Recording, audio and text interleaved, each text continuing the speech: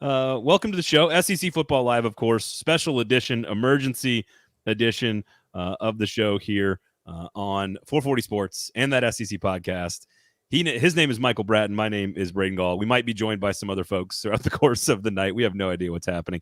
But we are doing this because Nick Saban has announced that he is retiring. And I'm not going to lie, and this is not meant to be like I didn't have any inside information. I didn't get a tip on this. I didn't know anything. I am not surprised. I'm really just not that surprised by this. I'm not nearly as shocked as I thought I was going to be. I think you and I joked about it all season long that win or lose, I absolutely wouldn't be surprised if he retires. I thought all through summer we talked about this, and I said, look, Saban's going to wake up one morning and be like, I'm not as good as I used to be, and this is it.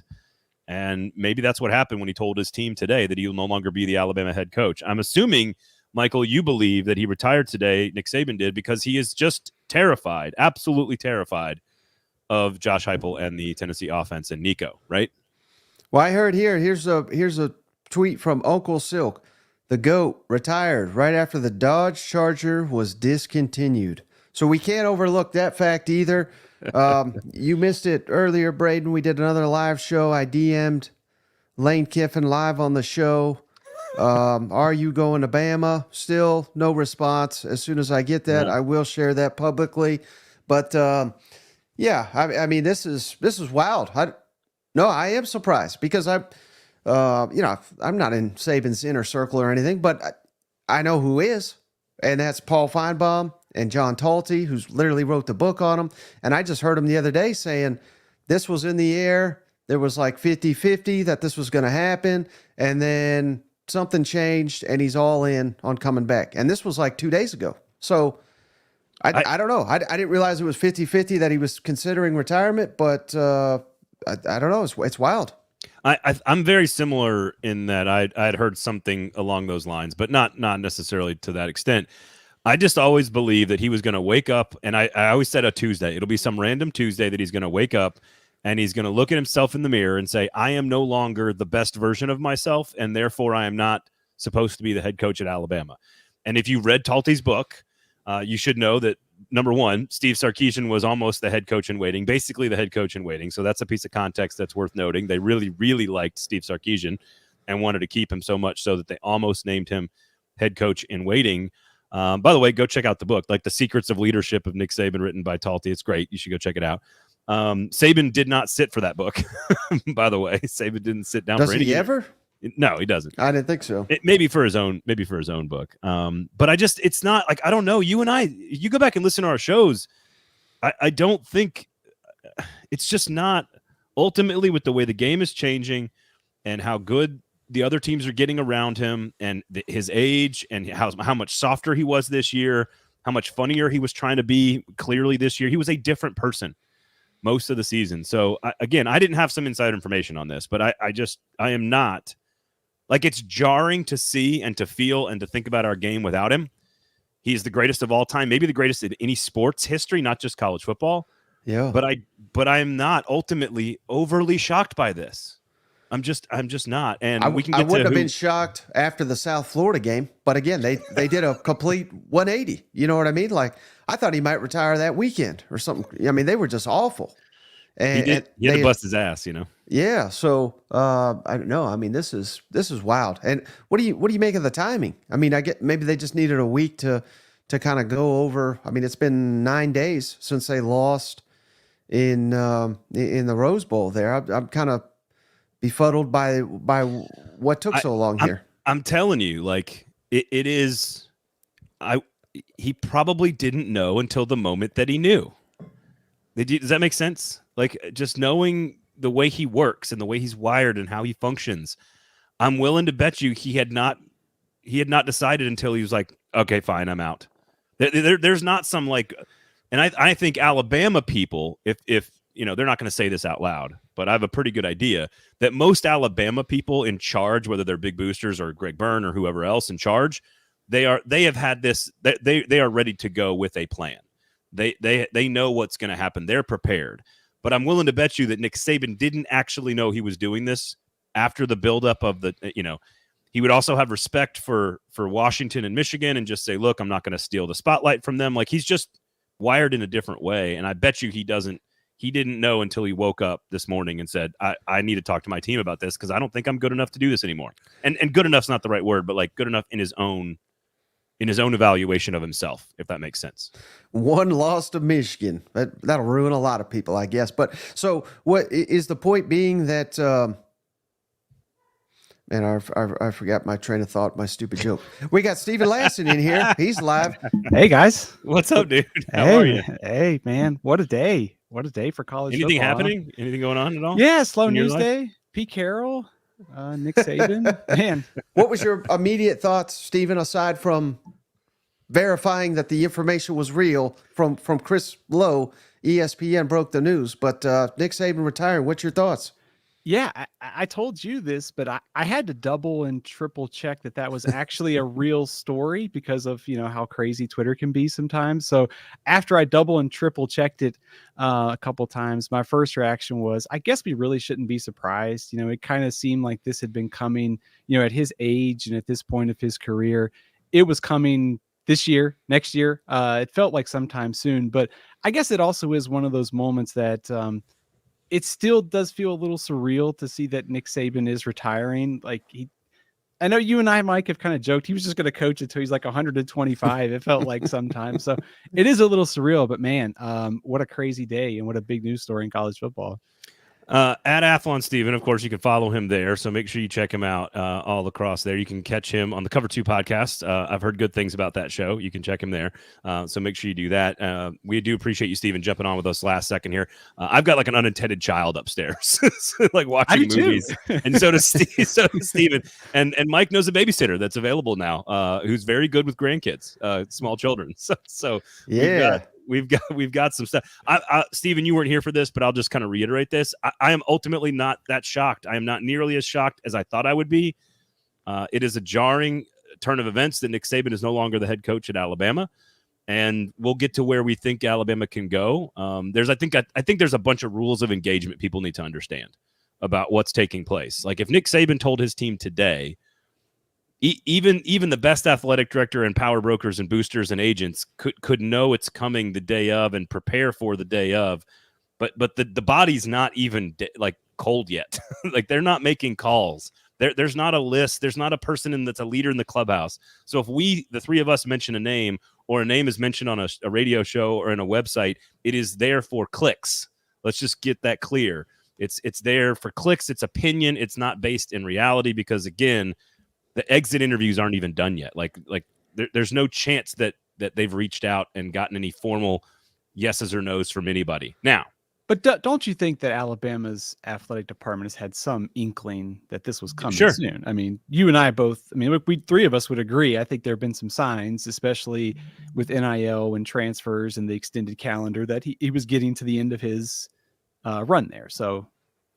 No, I absolutely agree with that, and I said that earlier on the show. But you cannot there's rules of engagement here. If you hear somebody say like, I think Dan Lanning's the lead candidate, the athletic director doesn't have an idea who the lead candidate is yet. You have to do background. You've got to do research. You got to have confirmation. You got to have phone calls. The agents have to be talking about this stuff. You got to have back channeling.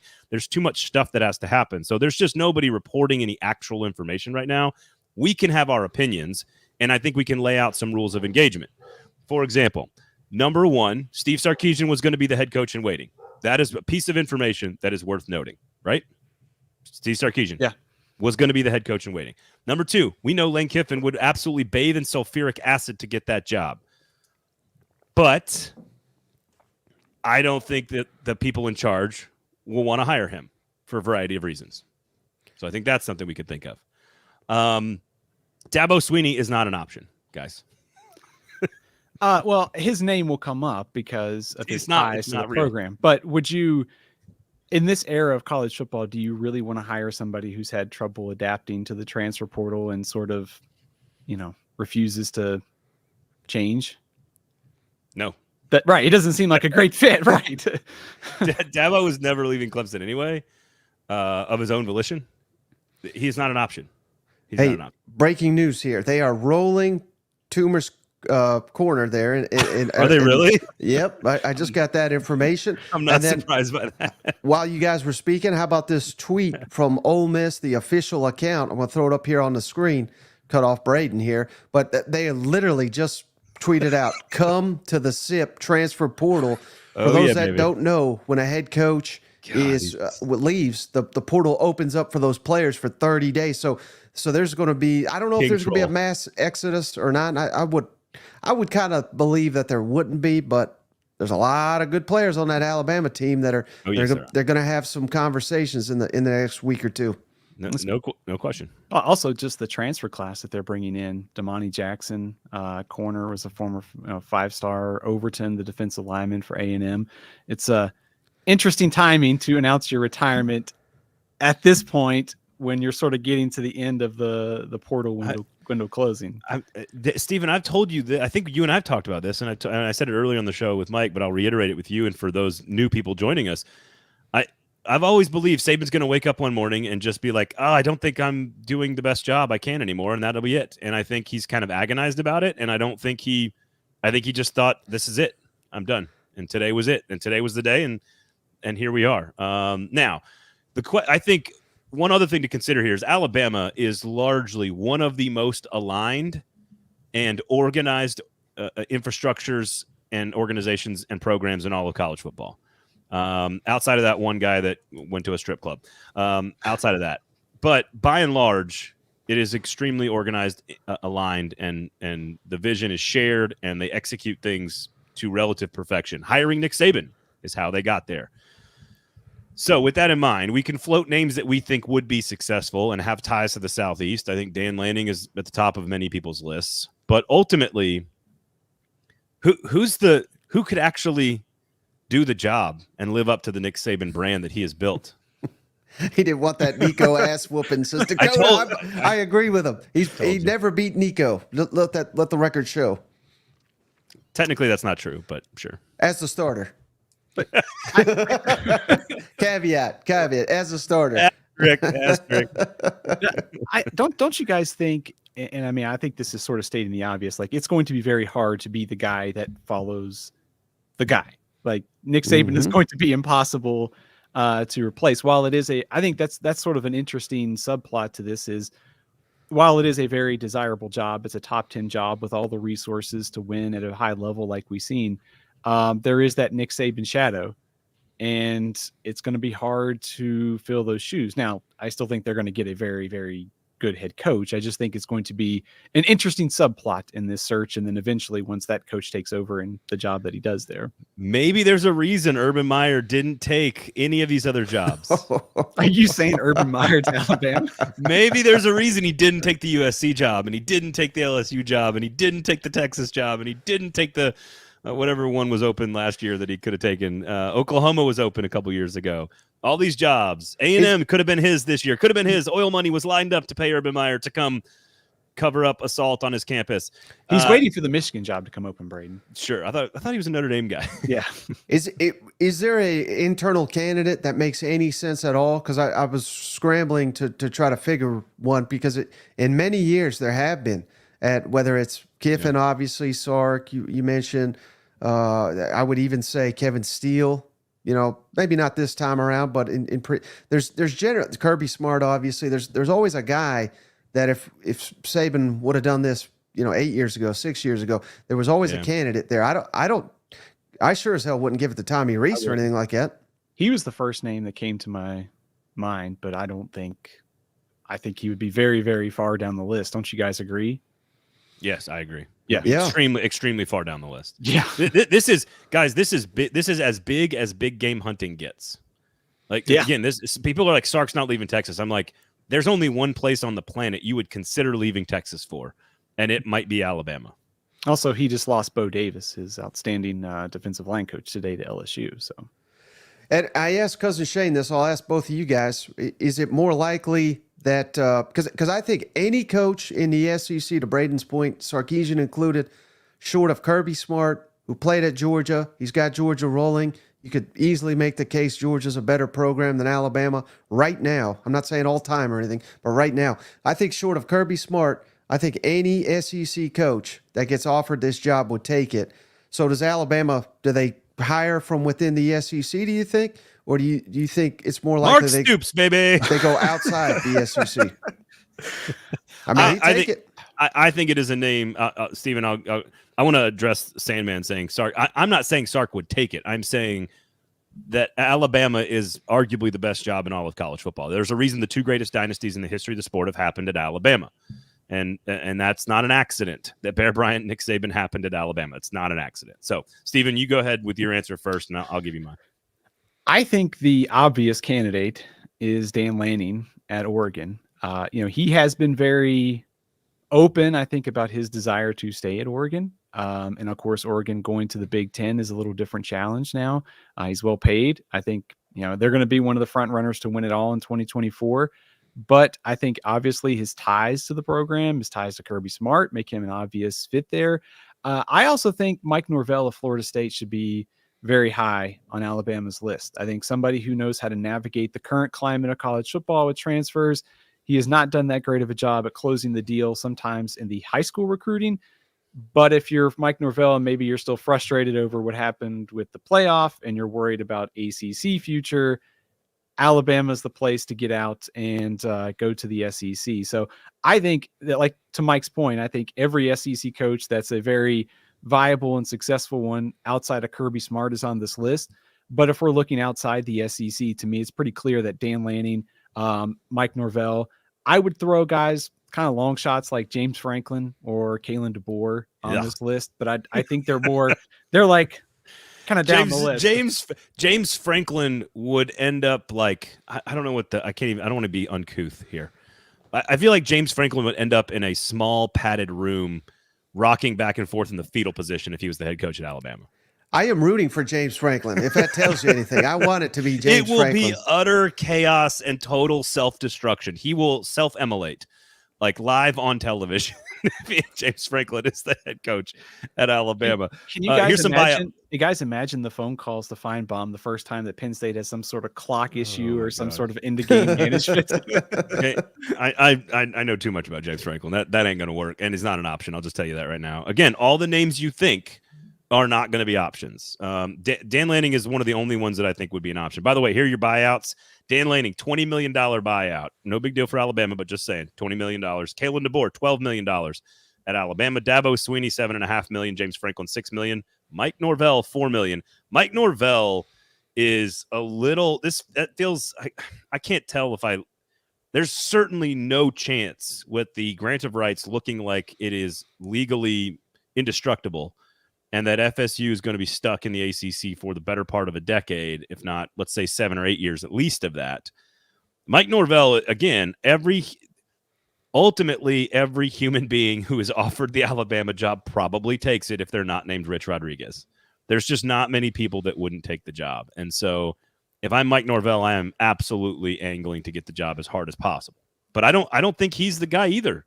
I don't think he's the right guy. Maybe this is Rich Rod's opportunity to take that job now. He's just down the road in Jacksonville, Alabama right now. So I got a name that's way out in left field. Mike Vrabel. No. That dude is a baller of a football coach and would dominate at Alabama. But I think he would eventually leave to go back to the NFL in a couple years, so I think that might keep him from doing it. But Vrabel is, and I see you, Jacob. I see you saying that in the comments there. But no, I think Vrabel was one of the few guys that would go in there and absolutely dominate. Here's my concern about Vrabel. Does he really want to do the NIL transfer college thing, or does he want to go to the NFL and just coach ball? Like, does he want to be the next Falcons head coach or something like that? To me, seems like Patriots. He's a great Patriots Falcons. He's a great head. He's obviously a great head coach. I think just in terms of, does he feel more like a pro coach? Feels much. No, more he's a pro coach. He has talked openly about his love of Ohio State and wanting to go to Ohio State. But from what I've been told, and I've reached out to some folks and figured this out because I've covered Mike Vrabel for the last few years, is that he absolutely does not want to recruit. But in the world of collectives and in the world of NIL, I actually think the portal makes managing a roster a little bit more like the NFL. If you think about it, you don't have to grind on the recruiting trail the same way. You can have your staff do that. And Mike Vrabel can come in with 3 rings on his fingers and just say 3 Super Bowl rings and say, come on, come to Bama. And again, I don't think he would be there for very long. I think he would do well for 3 years, and then he would head to the NFL again. But I think Vrabel would do much better than a lot of the names that we are putting out there today. We know it's not going to be Deion Sanders, but is there a better candidate for guys like us for content, SEO? James Franklin. It's Deion. It's Deion. So how about this? Deion Sanders, James Franklin, co-head coaches. That would never work, Braden. That's just foolish. What are you saying? Of course it could. It's never been done before. How do you know it's never worked? Guys, if we really wanted to go back into the Nick Saban coaching tree, isn't Jimbo Fisher right there? That's like Mike's dream right there. How about Mike Norvell head coach, Jimbo Fisher offensive coordinator, Tommy Tuberville defensive coordinator? Nice. Now, I know everybody's throwing out these names and everything. I bet every show that's live right now is doing the same thing. What do you guys think is next for Nick Saban? Do you think, is it time? You're seeing a growing movement. We need some kind of college commissioner. I mean, who better than Nick Saban? No offense. I don't want to besmirch Lee Corso. Grew up loving him, but natural replacement there. Or does he just walk away from all this and just spend all that money on? I have to feel like he's going to be involved in the game somehow. I think College Game Day makes a ton of sense for him. I think he's pretty good on TV. Every time he's been on there in the national championship, even though I think David Pollock and he were like shooting like Cyclops, like lasers at each other back and forth that national championship game. I think he's great. And I think he's great on TV though. I think that makes a perfect kind of seamless transition. He's still involved. All right. Also, I think, the awkward stares at the camera when you're talking. I think, to Mike's point, commissioner of college football, some sort of big picture leader of the sport. I want to throw this out there. Football Scoop has a story up about the last kind of hours of Nick Saban's tenure and said that he was still conducting interviews for assistant coaches positions, receivers. Also interviewed DJ Durkin for a defensive coordinator job, apparently, in the last 24 hours. So do you guys? Maybe that's what forced him to retire. He's like, my God, I'm down to DJ Durkin here. DJ Durkin, yeah. The Alabama brand has fallen so far. Okay, to answer your question seriously, and I have a little insight into this, considering I'm an employee of the company, so I got to be careful here. But I think they put so much money into McAfee that it would be hard to hire Saban full time to do game day with Herbstreit and McAfee and Reese and a variety of other names. I think that's a smart decision. McAfee draws numbers and lawsuits, apparently. But I think what's interesting is I could see him doing the broadcast thing for a short period of time to sort of keep him around the game. But I think he is wired absolutely with the right stuff to be a commissioner of a breakaway.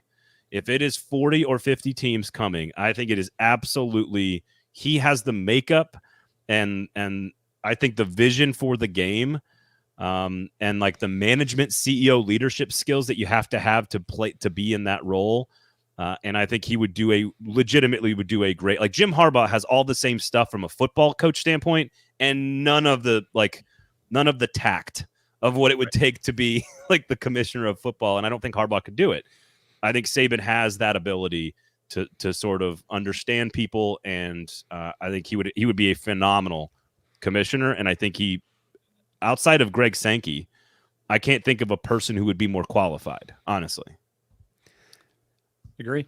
How about this great comment from Drew? How big of a hand does Nick Saban have in hiring his replacement? What's your guys' thoughts on that? Well, and that's the other angle on this. Instead of commissioner of the SEC or of college football, athletic director at Alabama is absolutely on the table. Like, you don't think the power, if Nick Saban goes and has like one barbecue with like one group of boosters and is like, I could see myself coming back to Tuscaloosa. You don't think they would run whoever's in charge out of town as fast as possible to hire Nick Saban to be the AD? Yes, they absolutely would. So Greg Byrne is probably having like cold sweats now trying to. It's like, shit, I better get this one right. Right.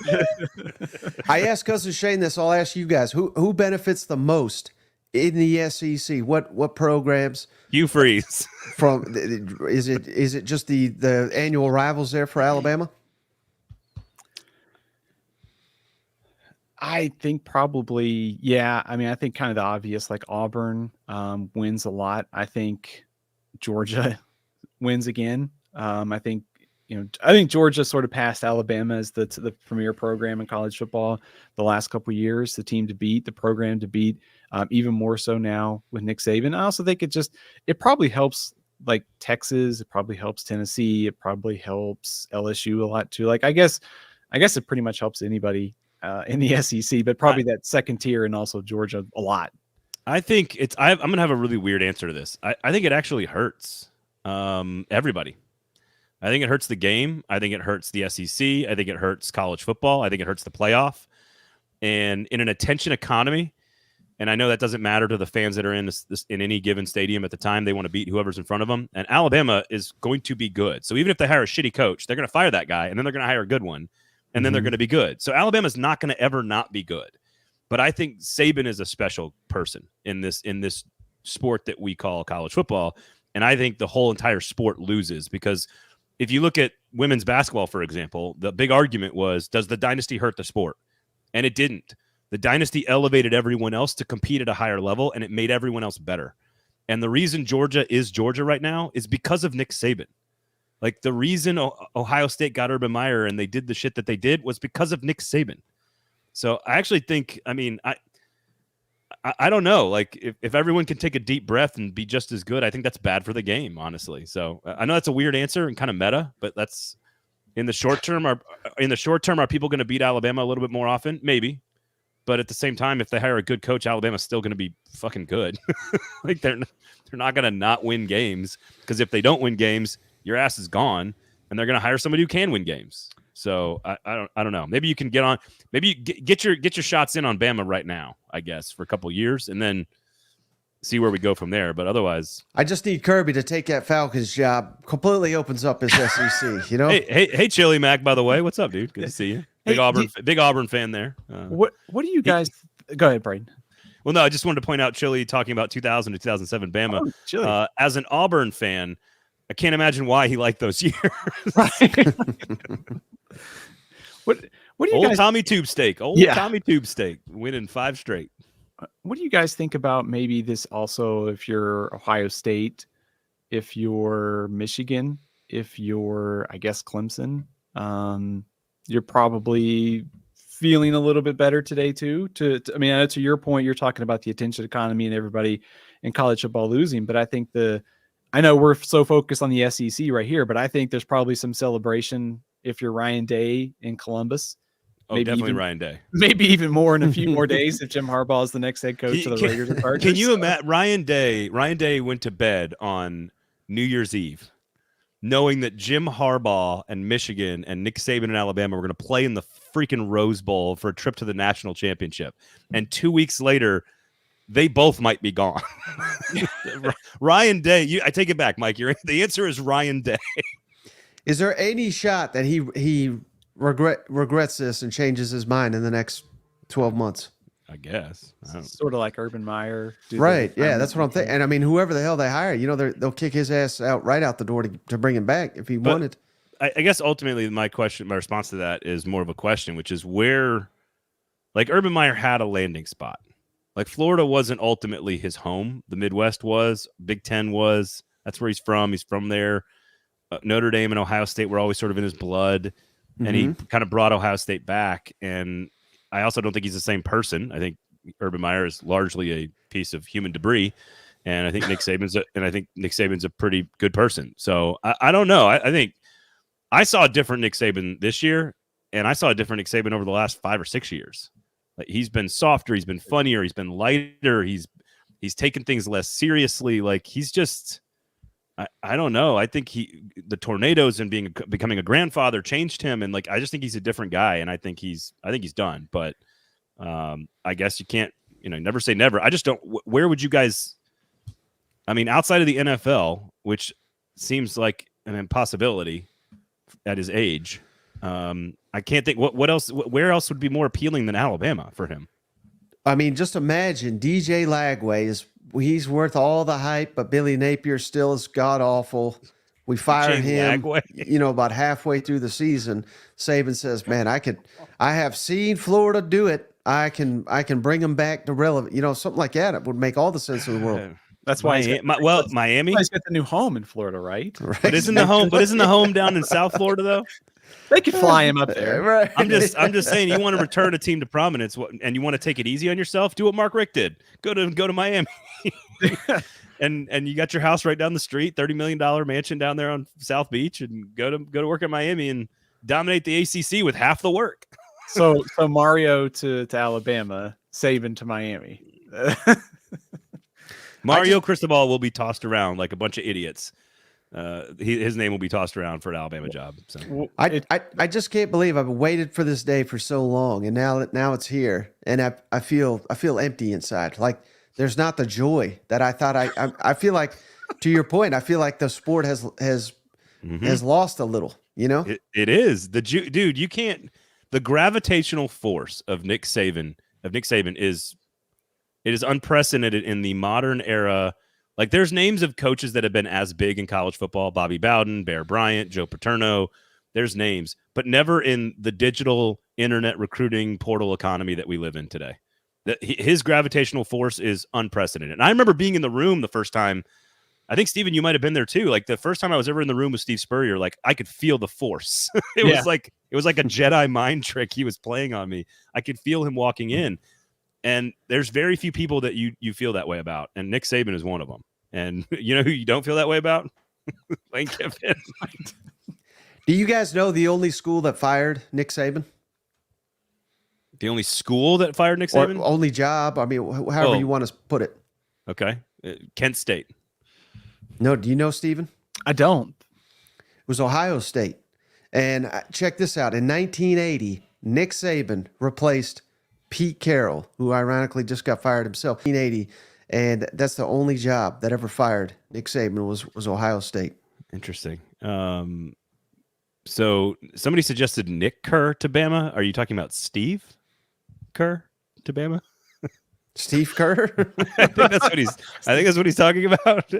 I mean, the Washington Commanders just hired the general manager from the Warriors. Why not try a basketball coach out? Who knows? For fun, obviously Saban being from West Virginia, like what if Neil Brown took another job and Nick Saban went back home for 3 years to coach at West Virginia just for fun? Like that's like on the, I guess, maybe the bucket list. I don't know. To you guys' point, I don't know. I don't think there is another stop. Like, I think this is probably it. I think he's 72 at this point. I mean, he's won 6 national championships at Alabama. I guess the only thing maybe he didn't do was win at a high level in the NFL. I don't see him. Sorry, Steven, go ahead. No, I know what you're saying. Like, he didn't reach the Harbaugh Super Bowl type record and obviously get there. And he wasn't a terrible NFL head coach like some other ones, but I guess that would be the only thing is like if he really wanted to go chase a Super Bowl, which I don't think that's at his age. No. I also, he was much better at Miami than people realize. Right. He wasn't off. I'm just saying, like, when you look, Jim Harbaugh led a team to the Super Bowl. He didn't get a chance to do that with the Dolphins. I'm still reeling here, boys. So I think ultimately, if you had to choose and you're in charge, Bob Stoops is out there as well. Actually, that's not a terrible idea. You could do a lot worse than Bob Stoops at Alabama. How old is he? He's not that old, actually, right? I don't think he's 72. 60 something. Yeah. Okay. Googling it, 63. Yeah, that's still a lot. That's still 10 years in the tank potentially for Bob Stoops. That's 5 years younger than the Iowa coach, Kurt Ferentz. I'm just saying. Kurt Ferentz has been around more than 5 years too long, probably. Bob Stoops has got a good thing going, though, as an XFL, whatever it is now, head coach, and also the tequila salesman, Bob Stoops. He comes back and coaches the Alamo Bowl when they need him. I'm really disappointed update here from Lane Kiffin. He has not responded. Just a quick update. Because you sent him a DM. For those that don't know, Michael sent him a DM live on the air. Yep. Are you going to Bama? 4:27 Central Time. I sent him one that just said hashtag Roll Tide. Nothing. Hashtag I got RTR. nothing. Is he on the boat, though? I don't know if he'll... He has not tweeted. He's on the phone. He's on the phone with somebody. He's recruiting Alabama's players right now as we speak. Yeah, there is no spot on planet Earth in which Lane Kiffin does not have service. Right. Maybe he gets service everywhere. That's the real question, Braden and Steven. Who is Jimmy Sexton on the phone with this moment? Well, I mean, the obvious name is Lanning. So, yeah, I think Lanning. There is nobody down there. I hear he's already down there. There's nobody that makes sense. So, okay, he's down in Tuscaloosa already. Oh, who you tell? Who did Lane Kiffin DM you back and tell you that?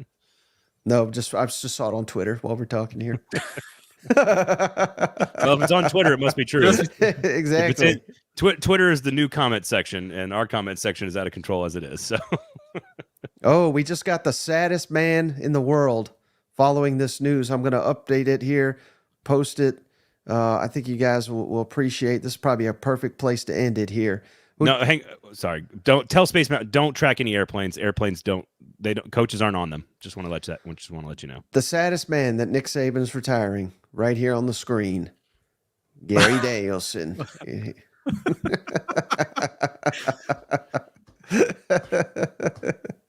Isn't he? Why? He's going to go call games for Purdue. What? His alma mater. Why is he? Because he's in love with Alabama. Clearly. I can't believe. You mean somebody said something positive about the greatest dynasty in the history of the sport? Unbelievable. Yep. Holy cow. We've made it this far, and not one of us has made a Butch Jones. Like, did I miss the Butch Jones? I saw a couple. Okay. I saw a couple All in the right. comments. Yeah, we got him live. He's already in the gear. Intern Butch Jones. I got Kiffin here as well. Intern. Look at all these interns. But all right, any other closing thoughts here? Lasso, go ahead, man. I think, first of all, as someone who just spent a lot of time doing an early top 25 and early SEC predictions for 2024, I think it's fair to say that this is a pretty big shakeup in the short term. I think we'll see, obviously, who Alabama gets, and I think we'll have a pretty big impact on that. But I think, both of you guys kind of made great points here in the sense of, Braden's right. I think college football loses something. I mean, he's the greatest coach in college football history. He's retiring, and now we're going into a new era of the 12-team playoff conference realignment. I thought he might stick around for one more year, kind of go through that, but the game loses something. But at the same time, I'm very, very fascinated to see where Alabama goes with this coaching search. Yeah. If you go back and look at some of those staffs, there are guys that are. It's like there's one staff that had what was it, like Mel Tucker, Billy Napier, Dan Lanning, Kirby Smart. Like there's just all these guys on one staff that I think it was 2012 maybe that won the national championship that was just absolutely loaded with guys. And I think ultimately my favorite part of this is going to be the ripple effect and what happens after this, because there's no way that they go hire some first-time defensive coordinator to be their coach, which means there's ultimately going to be more and more and more dominoes that are going to fall after Alabama makes their decision. And so I just think it's going to be fascinating to watch. No matter who gets the job, it's fascinating. Alabama is fascinating with Nick Saban, and they are even more fascinating without him. And I can't wait to see what happens ultimately. So, and I got one more photo I'm going to throw up here on the screen. Apparently, this is live down in Tuscaloosa, down at Nick Saban's statue on campus. They've put Little Debbie's at his feet. Oh my God.